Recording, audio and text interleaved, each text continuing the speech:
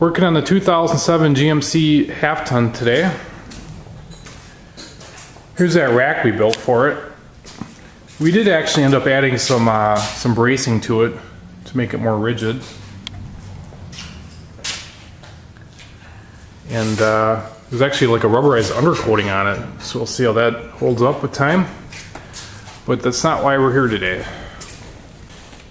Here is the box that the cooler came in.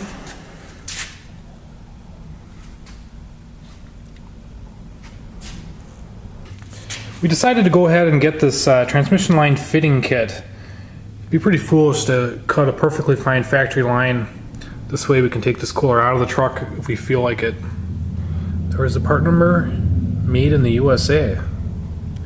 Here's a close-up look at this piece. Inside the fitting in the radiator, there's like a O-ring or seal that seals on the end of this. It's also flared. And here's the barbed end that the hose is going to go on. The tranny cooler is already mounted, but we're going to take the grill off to show you a look. Watch how easy it is to take this headlight out of here.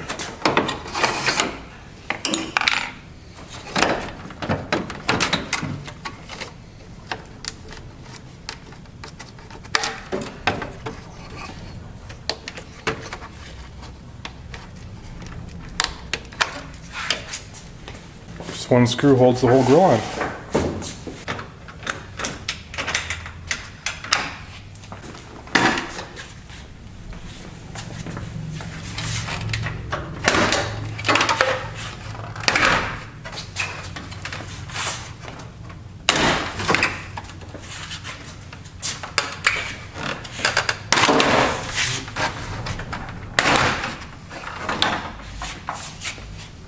This is a Hayden transmission cooler, and it was the largest one O'Reilly had. Apparently it's for a 10,000 pound trailer weight.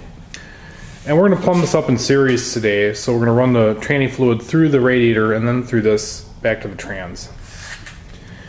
You can see how it's mounted here with some perforated angle iron.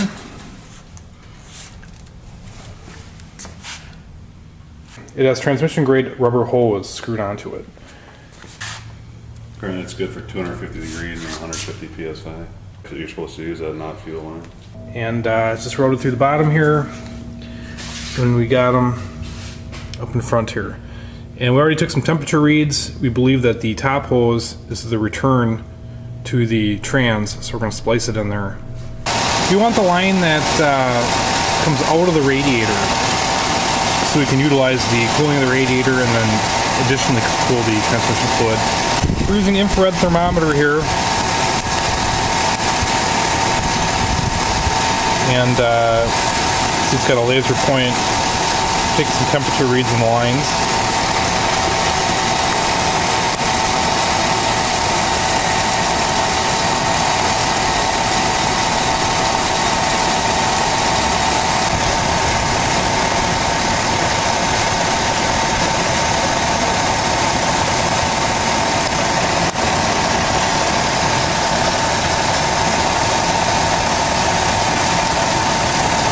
According to the instructions, if you mount the transmission cooler in front of everything, you get 100% cooling efficiency.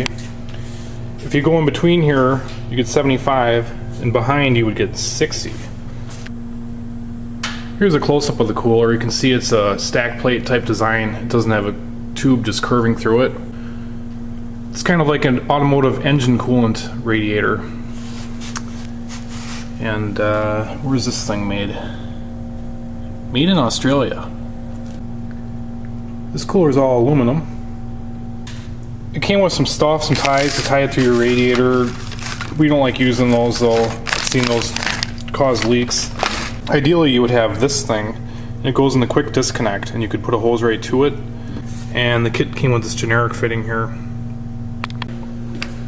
To get the fitting off, we're going to pry this black cover off.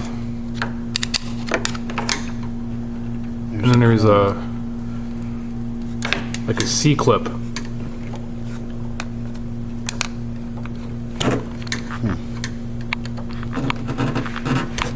There it goes. And we'll see if this line pulls out. We you got a rag underneath there? We stuffed a rag down here. Oh, you got one in here. Oh, okay. I think it just pulls it. Take a look at that. I'll just break it if I guess not. Is that retaining piece? We just installed it on the new fitting. We use a little bit of tranny fluid on this this line so the hose slips on easy. It wants to go back and quick connect fit in there.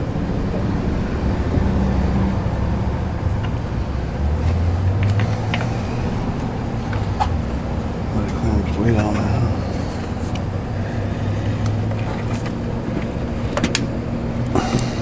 Nice fit. The trick is having a barbed end on your metal line. If you shove a rubber hose on a metal line with no barbed end, you're going to have problems.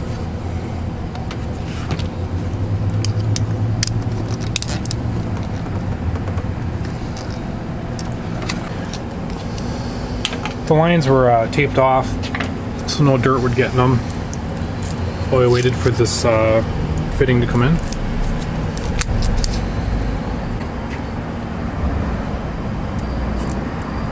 I gotta be able to move this back a little bit, huh? Yeah.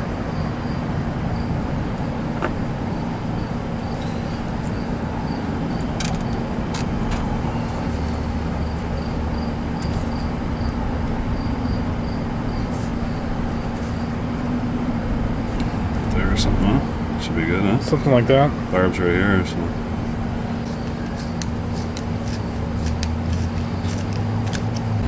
Alright. Something to plug it in, huh? Stuff it into the That's nice. to the radiator here. Here's a new clip. I'm going to mention that this clip only goes in one way. There's 3 openings on the fitting on the radiator, so you got to make sure you get that in there right.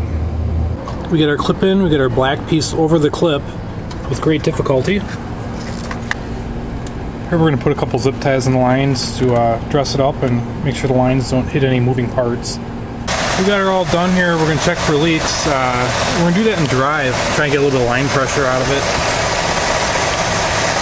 We now have the truck on a level surface and we're checking the fluid level.